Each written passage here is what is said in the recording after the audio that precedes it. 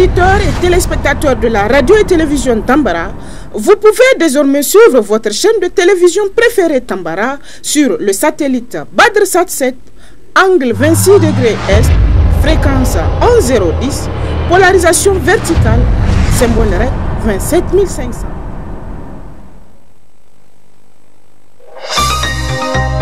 Suivez le journal avec STM Transport Voyageurs, une nouvelle façon de voyager.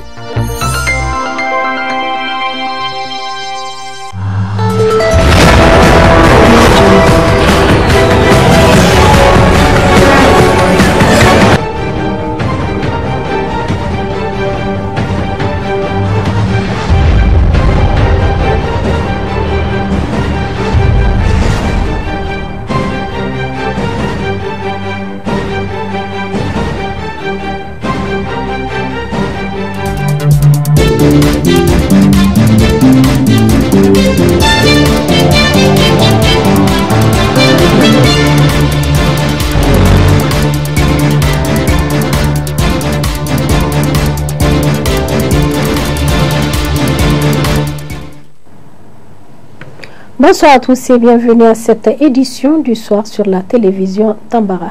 Déclaration d'adhésion de plusieurs leaders politiques, associations et groupements de la ville de Niamey samedi 28 janvier 2023 au Parti nigérien pour la démocratie et le socialisme PNDS Tareya. Le compte rendu, Zainab Gagara et Ibrahim Kantama.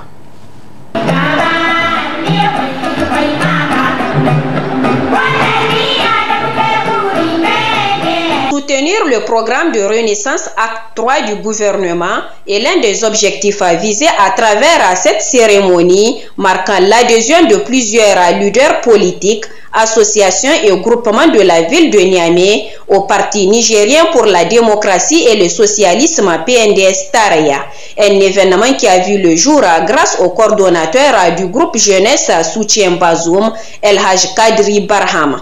Une occasion pour ses adhérents au PNDS Tareya de réitérer leurs engagements. C'est le genre de citoyens que les Nigériens ont besoin, c'est-à-dire des citoyens qui sont politiquement engagés, socialement responsables, moralement incorruptibles.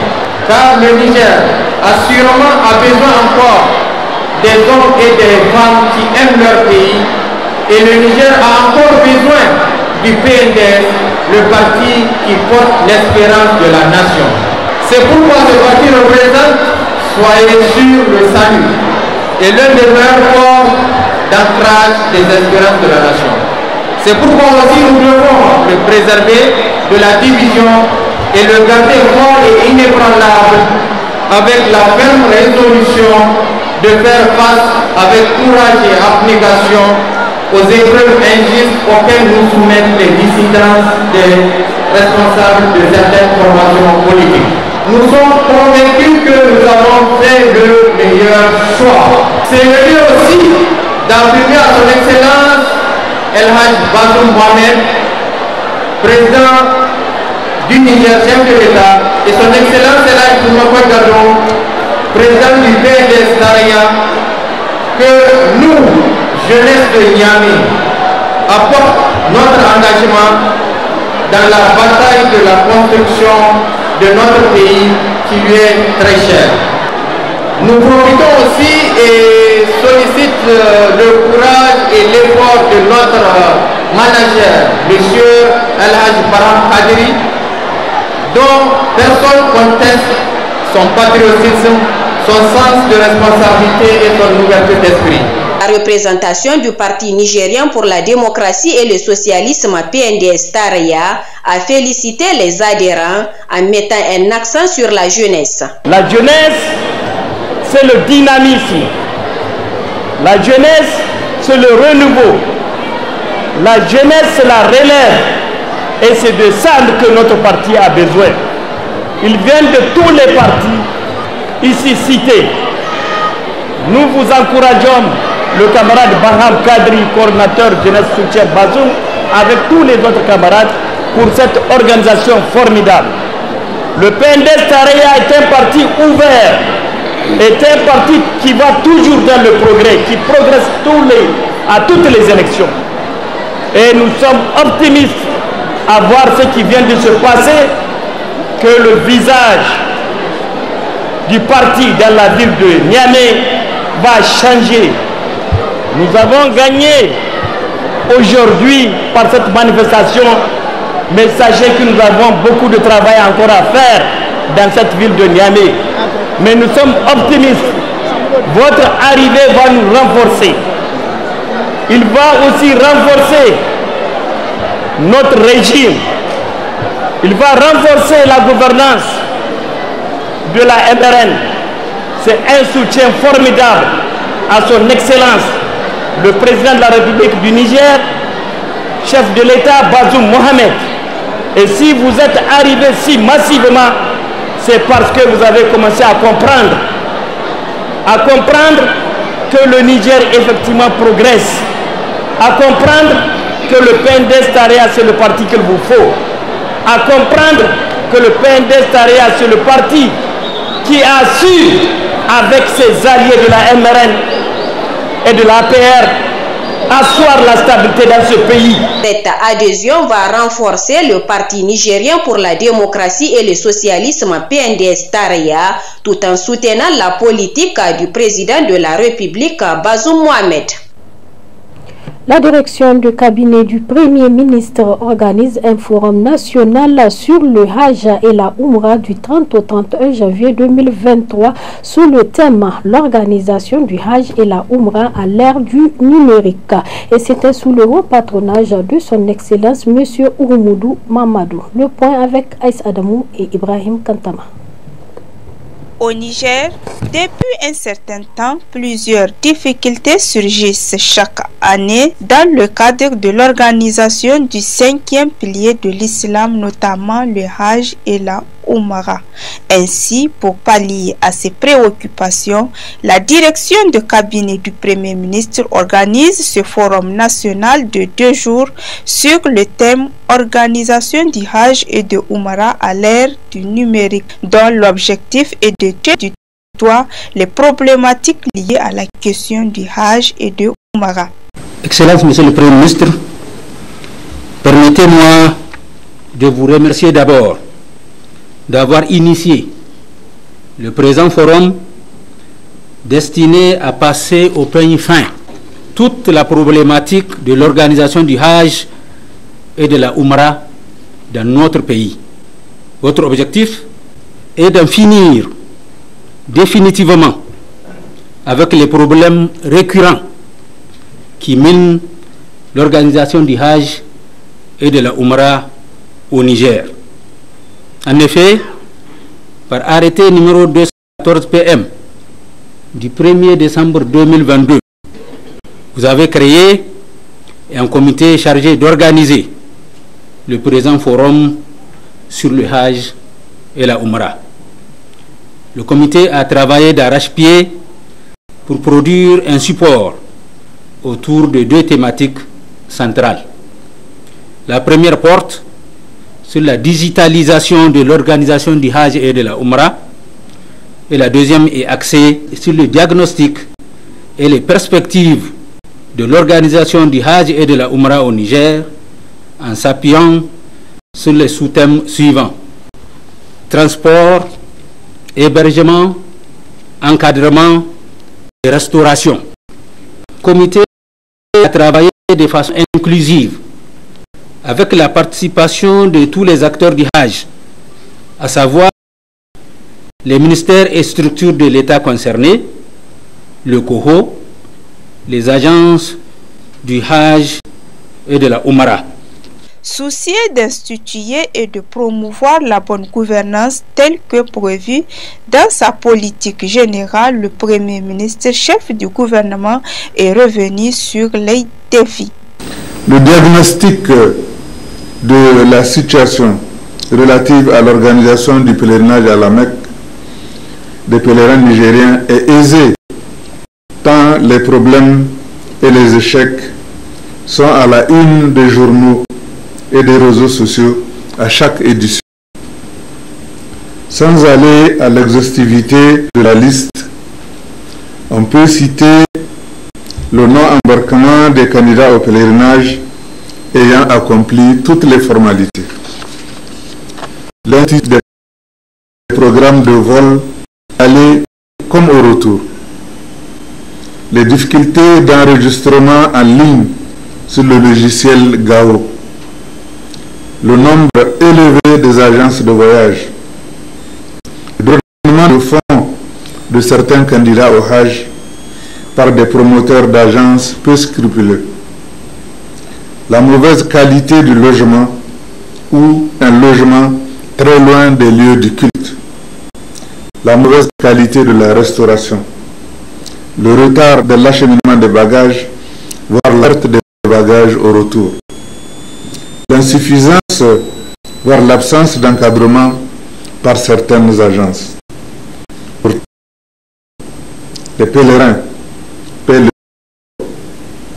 où tout est prévu, calculé et chiffré, y compris une marge bénéficiaire confortable pour les agences. Au lieu d'être une source de bénédiction et de joie pour les pèlerins, le Hajj est devenu pour eux un véritable calvaire. Au lieu d'être une opportunité d'entraide pour leurs citoyens, le Hajj est devenu une source de gros profits pour les promoteurs d'agences de voyage, de plus en plus nombreux et moins scrupuleux, désireux de réaliser des marges supplémentaires sur les charges raisonnablement calculées.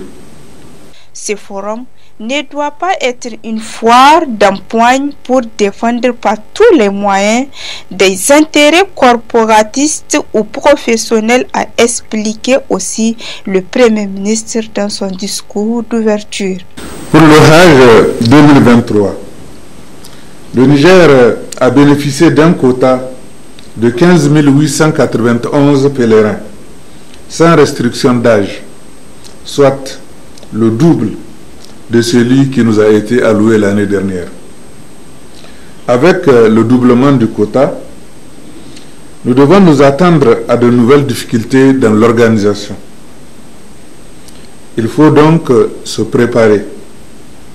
En conséquence, pour faire face à ces difficultés éventuelles, il faut développer une grande capacité d'anticipation pour le succès du pèlerinage et éviter que nos concitoyens qui se sont acquittés de tous les frais ne puissent pas effectuer leur Hajj ou l'effectuer dans de mauvaises conditions. Le présent forum a vocation à proposer des pistes d'action pour améliorer l'efficacité de l'organisation du Hajj et de la Umrah. Il nous faut absolument sortir des sentiers battus. Ce forum ne doit pas être un forum de plus. Il ne doit pas être une foire d'empoigne pour défendre par tous les moyens des intérêts corporatistes ou professionnels. Il ne doit pas être un lieu de règlement de comptes.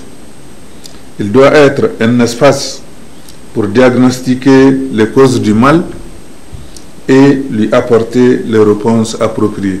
Le Premier ministre chef du gouvernement, M. Oumoudou Mahamadou, a invité tous les acteurs de l'organisation du Hajj et de Umrah à louer un esprit de maturité pour que ce forum soit un espace d'échange constructif pour une meilleure réussite de l'organisation du Hajj et de la Umrah de cette année et ce des années à venir.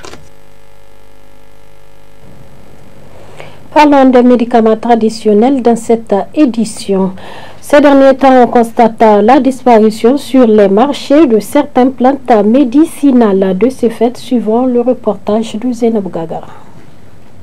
Utilisés depuis des générations, les médicaments de la médecine traditionnelle, racines, tiges, feuilles et fleurs, pour soigner les maladies. La médecine traditionnelle qui joue un rôle majeur est pratiquée dans le but de préserver la santé et ou de prévenir et traiter les maladies. Ces médicaments traditionnels sont abordables et faciles à trouver, surtout dans les zones rurales. Mais depuis un certain temps, plusieurs de ces médicaments deviennent de plus en plus rares sur les marchés. Nous traitons beaucoup de maladies à travers des plantes, comme on appelle ça en germain metaway, et aussi l'infection. Il y a plusieurs cas d'infection aussi que nous traitons. Et diabète, nous traitons aussi hépatite et estomac. Nous mélangeons certaines plantes qui vont ensemble et avec l'aide de Dieu aussi, Inch'Allah. Ce que je peux dire en tant que praticien, ce n'est pas le fait que de prendre les médicaments qui sont amers qui provoquent les problèmes rénaux. Mais le fait de le consommer chaque matin, chaque soir, abusivement là, c'est ça qui amène les problèmes rénaux et d'autres maladies encore. Certains médicaments sont en voie de disparition, c'est vrai, mais ce qui provoque ça, ce qui fait que d'autres plantes se disparaissent. Il y a ceux qui enlèvent les plantes dans la brousse qui nous amènent. Certains ne savent pas comment les enlever. Même les arbres, il y a plusieurs manières d'enlever la plante. Ceux qui nous amènent ne savent pas comment enlever ça. Donc c'est ce qui fait que s'il y a certains endroits, on ne trouve pas certains médicaments. Au fur et à mesure on prend, ça disparaît. Et aussi, il y a la pluviométrie. Parfois, il y a certains arbres que l'eau ne tombe pas dans une saison, ça ne tombe pas bien. On n'aura pas certaines plantes dans cet endroit-là. Malgré le retour de la population vers la médecine moderne, le coût des prix élevés de ces médicaments devient difficile pour la population, surtout rurale, de s'en procurer. D'où le recours sans cesse aux médicaments traditionnels qui sont abordables et reconnus depuis plusieurs décennies pour leurs vertus dans les traitements et prévention des maladies. Les vols et agressions, une situation qui prend de plus en plus de l'ampleur dans la ville de Niamey et inquiète la population qui a diverses visions sur la dite situation. Voyons cela dans cet élément. Et depuis un certain moment, on constate des vols organisés dans la ville de Niamey, des vols qualifiés et souvent des vols à l'arraché, et ça et là. Et donc moi je pense que la cause première, elle est d'ordre général. C'est le chômage, parce qu'aujourd'hui, je pense que toute personne qui a le minimum ne doit se permettre de voler certaines choses ou arracher des téléphones jours et nuits.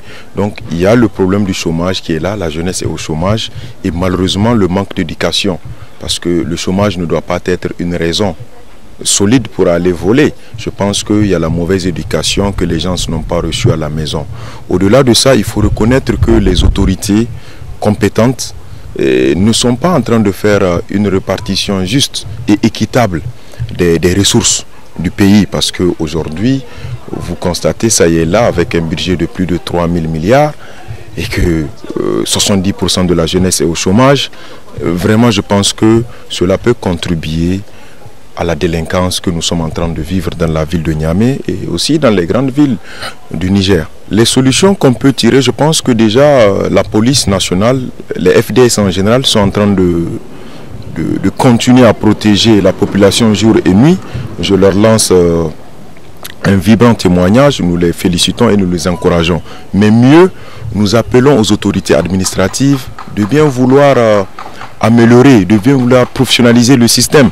Parce que si vous partez un peu à côté, ici au Ghana, sur chaque rond-point, tu vas trouver un poste de police. Ne serait-ce qu'une petite guérite de 4 mètres ou 10 mètres carrés sur lequel il y a un poste de police. Nous regardons la télé. À chaque fois en Europe, lorsqu'il y a je sais pas, un cas de vol ou de sinistre, on lance un appel en moins de 5 minutes. La police est là. Ce n'est pas diable, ce n'est pas des hélicoptères qu'ils utilisent.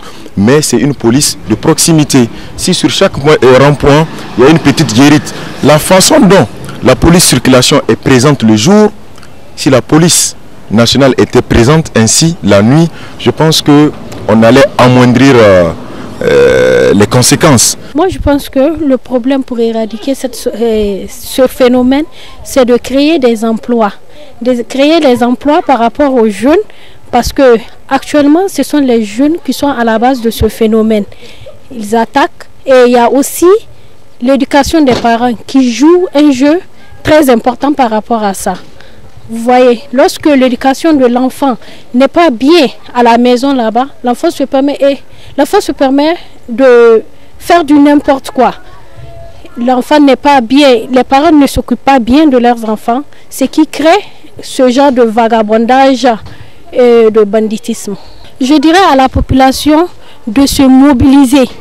Lorsque quelqu'un est en danger, qu'il appelle au secours, cette population doit se manifester pour venir secourir ceux qui sont en danger. Et par rapport aussi, je lance un appel aussi à la police qui devrait faire leur travail, se promener dans les quartiers et, comme on appelle, à travers la patrouille, de bien se promener dans les quartiers qui ne sont pas allumés par les voies. Parce que quand il n'y a pas de la lumière et qu'il y a le noir, c'est ce qui aussi favorise aussi le banditisme.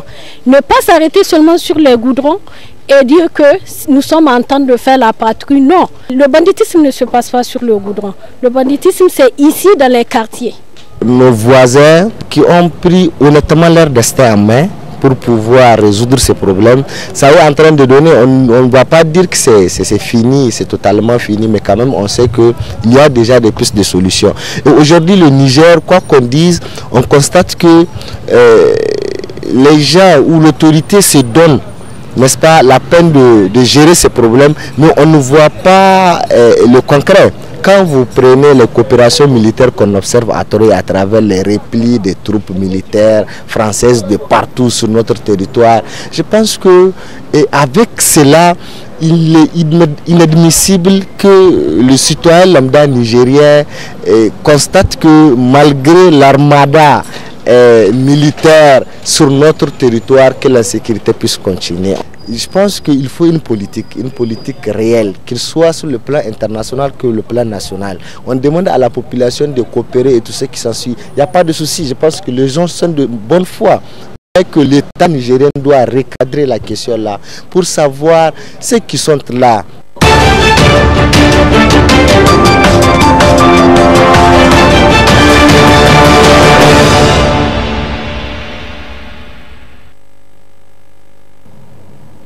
À la une de l'actualité dans cette édition, c'est cette explosion d'une mosquée au Pakistan. Le bilan est lourd, au moins 25 morts et plus d'une centaine de blessés. Le point avec TV5 Monde. C'est en pleine prière du midi que l'explosion survient dans cette mosquée du quartier général de la police de Peshawar, dans le nord-ouest du pays. Plusieurs dizaines de personnes ont perdu la vie et des centaines d'autres sont blessées, alors que les secours continuent de s'activer. Nous avons sorti les blessés et les avons envoyés à l'hôpital. Des cadavres sont à l'intérieur de la mosquée, enterrés sous les décombres.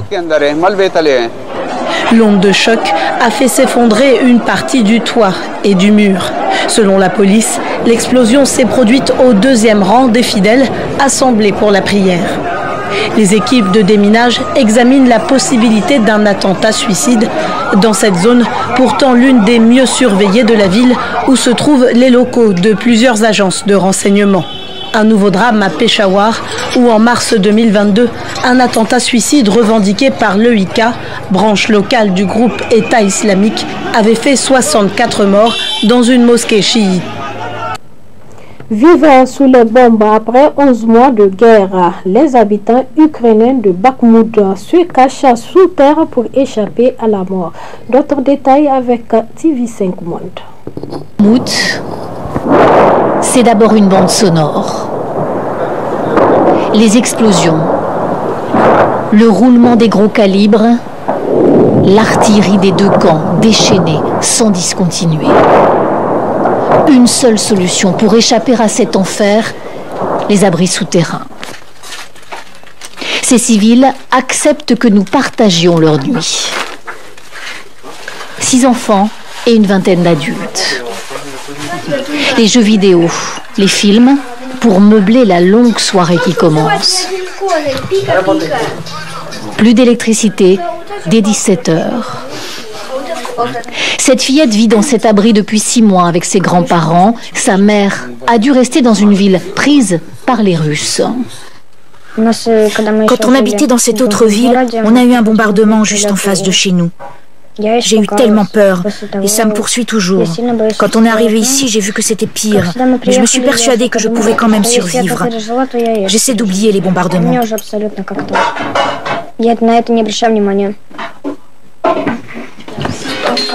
un autre enfant. Il a 4 ans. Dans le labyrinthe de ce sous-sol humide, ses parents se sont aménagés leur espace.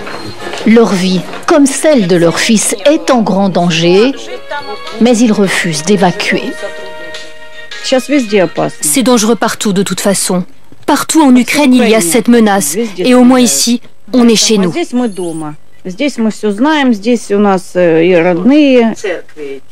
Un générateur fournit de l'électricité, mais seulement quelques heures pour économiser le fioul. Dans le sous-sol, la soirée s'étire et enfin, le sommeil s'installe.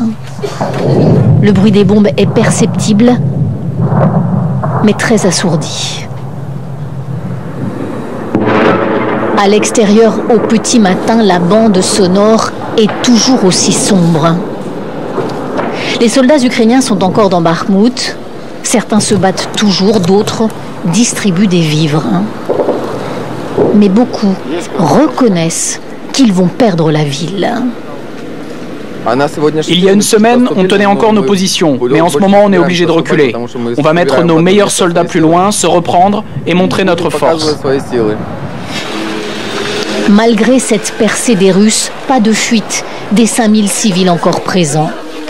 3 centres comme celui-ci sont à leur disposition dans la journée, mais ils ferment le soir. L'inquiétude, le réconfort, la chaleur d'un poêle pour quelques heures.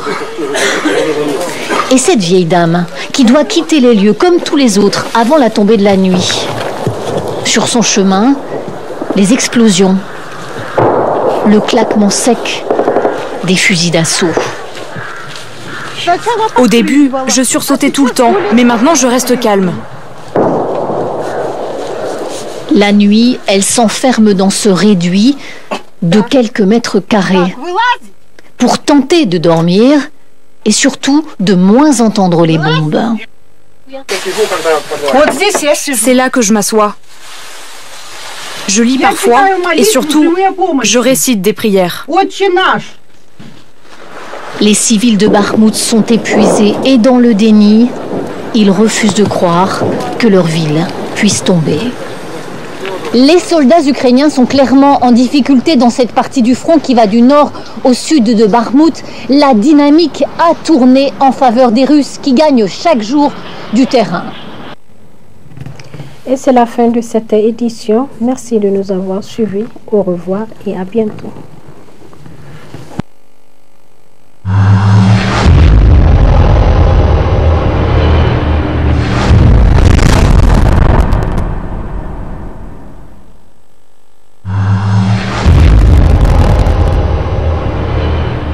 Chers auditeurs et téléspectateurs de la radio et télévision Tambara, vous pouvez désormais suivre votre chaîne de télévision préférée Tambara sur le satellite BadrSat 7, angle 26 degrés Est, fréquence 11010, polarisation verticale, symbole REC 27500.